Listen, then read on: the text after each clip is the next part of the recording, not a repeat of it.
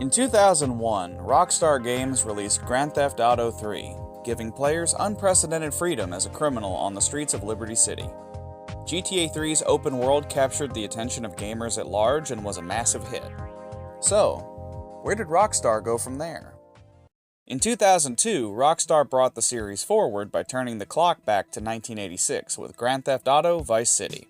GTA 3's open-world gameplay was combined with nostalgia for 80s pop culture, dropping players into a fun story reminiscent of movies like Scarface.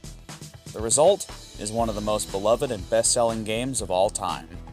Needless to say, the hype around this game, then and now, is insanely huge. With multiple ports and the definitive edition, should you believe the hype? Well, there's only one way to find out. Whatever version you want to try, Vice City is Vice City. For this review, I played the original PS2 release. So without further ado, let's take a look. There will be spoilers.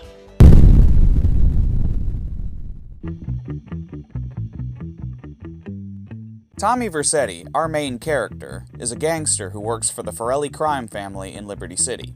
He's just getting out of prison after serving years for doing something pretty gruesome, and his boss, Sonny Forelli, decides to send him to Vice City, Florida to expand the family business and to avoid having Tommy's reputation hurt business at home. Neurotic lawyer and Forelli contact Ken Rosenberg meets Tommy and drives him to a big drug deal, but Tommy is double-crossed and only narrowly escapes. Sonny is not happy. Tommy uses Rosenberg's contacts in the criminal underworld to go to Colonel Cortez's fancy yacht party and make some friends. At the party, we get to see all the big players in the city. Real estate tycoon Avery Carrington and his understudy Donald Love, drug baron Ricardo Diaz, and a lot of others Tommy may end up getting involved with. With Cortez's help, the investigation is underway. Along the way, he meets the cocky Lance Vance, who wants the same thing as Tommy. Lance's brother Vic died in that same drug deal, so for him it's personal. Tommy and Lance end up working for Ricardo Diaz, a psychotic drug lord with a big coke problem and some serious anger issues. Oh, and he lives in the Scarface mansion. Eventually, Lance discovers that Diaz was responsible for the double cross. Lance tries to get rid of Diaz, but ends up getting captured. Tommy saves him, and they fight through the mansion to topple Diaz and take the Scarface mansion for themselves. And now it's time for Tommy to start building up his own empire. Tommy goes around Vice City buying up local businesses, extorting them for protection money.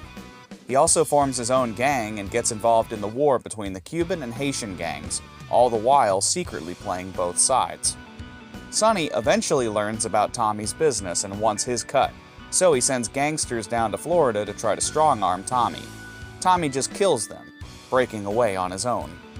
When Sonny personally comes down to collect his cut, Tommy plans to give him counterfeit money. Turns out Tommy's being duped. Lance has felt like Tommy's been treating him like a kid, and in a fit of anger, he betrays him to join Sonny. And Tommy has a big final battle defending the mansion from a massive assault by the Forellis. In the end, after killing Lance and Sonny, Tommy Vercetti ends the game as the king of the Vice City drug trade. So here's what I think about the story. The story of Vice City is ripped straight out of Scarface. Tommy is Tony Montana if he wasn't Cuban and didn't get hooked on coke. But instead of just watching Tony build his empire in a cool montage, we actually get to do it. It's not particularly original or clever, and I have to acknowledge how derivative it is, but it's still pretty cool to get to actually do it. Speaking of not being original, I mentioned that there is a war between the Cuban gang and the Haitian gang. No original names here, they're called the Cubans and the Haitians. Don't just stand there, you prick! Chase that Haitian dickhead down! That sounds terrible out of context, since the only Haitians in the game are involved in violent crime, and real-life Haitian interest groups were pretty offended by this, leading to later releases having to censor the name. All this from not just coming up with an original name to begin with. Vice City's story improves on GTA 3 in some key areas. We have more cool celebrity actors like Burt Reynolds and Danny Trejo here. Now nothing brings down real estate prices quicker than a good old-fashioned gang war. Tommy is voiced by Ray Liotta, so he has a personality and has interactions with the world around him. You're gonna find out who took our cocaine, and then we're gonna kill them. We also don't have the cutscenes from GTA 3 where you just have a note read to you, like Double D's parents with the sticky notes on Ed, Ed, and Eddie. The characters, and by extension, the actors, get to stretch their legs more. There's more variety of settings, character dynamics, etc. It's a big improvement on GTA 3. Each business Tommy buys also has its own little plot line, whether it's recruiting for a bank heist straight out of Heat in the Malibu Club missions, or eliminating other taxi companies in the taxi missions.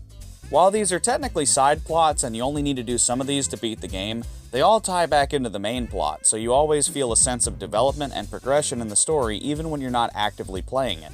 There's also other side plots, like helping inept rock band Love Fist. A memorable one involves helping Phil Cassidy, a crazy gun nut who brews explosive liquor called Boomshine and ends up drunkenly blowing off an arm. It's cool to see GTA 3 characters like Phil Cassidy or Donald Love back in the 80s. While these are still side plots that you can ignore, they really help flesh out Vice City as a setting and add some world building to the series. But we've talked enough about the story.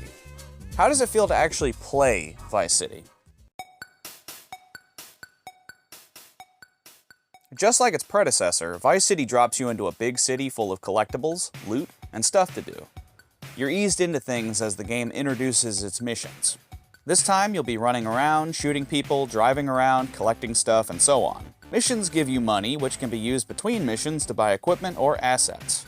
New to Vice City are even more vehicles, whether they're bikes and motorcycles or planes and helicopters, adding even more variety. As you cause chaos, you'll get a wanted level, leading to more and more cops and eventually the military coming to put you down. More on that later.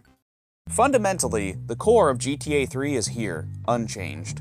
You still can't look around except for standing still and moving a first-person camera. A few guns have free aiming in first person, but most still use the lock-on auto-aiming from before. And water still kills you, which is a bit aggravating when the game has a bunch of boating missions, but there's been some tweaks here and there for better and for worse. Now Tommy can crouch. It's a small but noticeable quality of life change. You can still die pretty quickly, so it's nice to be able to get behind cover. Tommy can also bail out of a moving vehicle, which goes a long way to fix some of the frustrations that came from fast-paced vehicle gameplay. Tommy's arsenal is also expanded, with different pistols, SMGs, rifles, and shotguns available. And instead of just having a baseball bat, Tommy can get a few different melee weapons like a hammer or a chainsaw. There's even hardware stores that sell these. Tommy can also buy businesses and even extra safe houses. GTA 3 had a big problem where money just was worthless, but here there's actually a lot to spend it on. I also have to mention that there's actually a city map in the game now. No more looking up a map online, or using the physical map included with the game, or having to memorize where most of the stuff is. Now there's a map. They also don't hide the locations of ammunitions and stuff now. But I do have to complain that assets aren't labeled on the map until after you buy them, which is really annoying considering you have to buy a bunch of them to beat the game. Why are you so inconsistent, Rockstar? The wanted level is a major gameplay element of GTA. Commit crimes, get more stars, get more cops, and even the military going after you. I enjoyed how fast-paced the cops could be in GTA 3, but it wasn't really that hard to escape them outside of some missions. Vice City buffs the cops significantly, and boy is it a pain trying to get away from them now. They'll set up roadblocks and ambushes, throw out spike strips to blow out your tires, and sometimes they just straight up cheat. You'll be doing just fine when suddenly a super cop flies out of nowhere and busts you. It's brutal. I like how they made the cops more tactical, but I think they went a little overboard here. GTA 3 had a lot of design issues that I think ultimately come down to the game just being so big and ambitious that they couldn't really polish everything. Things like that awkward jump over water in SAM, enemies shredding you to death almost instantly, or cramped areas just not playing nice with the awkward camera and making things harder than they should be as a result. I think Vice City improves here, although it can still be pretty tough at times. You can still die really quickly, and generally things can go south really quickly. But the game does a better job of building up the difficulty to get to that point. Vice City also adds the ability to go into some of the buildings. I think this change is a mixed bag. On the one hand, it's nice to see interiors outside of cutscenes, but on the other hand, I felt like the cramped spaces brought back the camera problems from GTA 3. I also have to point out that there's a big mall you can go into to shop, but other than a few shops, it's mostly just a big empty waste of space. Actually, there's a few places like this on the map. A big beach, a golf course, the mall. I think Rockstar wanted to put stuff in here to make the city feel more real. Of course, a coastal city has a mall and a big beach, but Here, these areas are eerily lifeless. Ironically, I think it ends up hurting suspension of disbelief to see giant wastelands in what's supposed to be the busy streets of 80s Miami. I suppose GTA 3 couldn't go there because they just couldn't make it work, but Vice City trying to do this just draws attention to how painfully unreal the city is. Or is that just me? For what it's worth, it is at least better than how a third of Liberty City is just utterly pointless and wasted space, but it's still not great.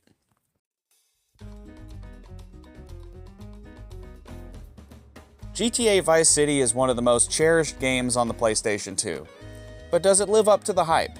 To be honest with you, I have mixed feelings about it. When I first got into this series, this was the first PS2 one I played. But after having played through all the PS2 games years ago, and recently replaying GTA 3, I'm not nearly as impressed.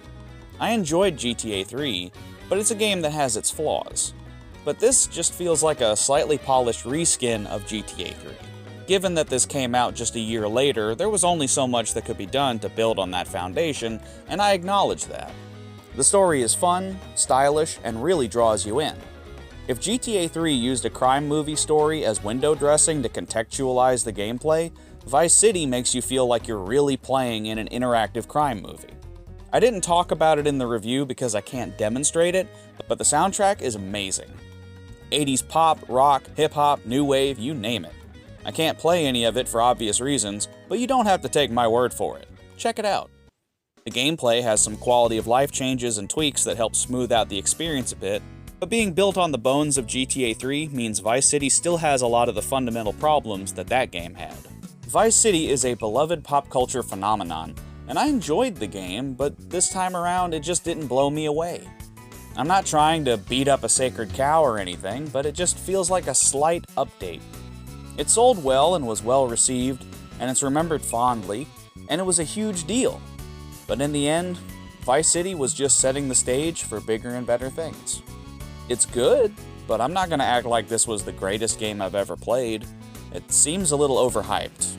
A mixed bag remembered for its style over substance. But I guess I just had to be there, huh?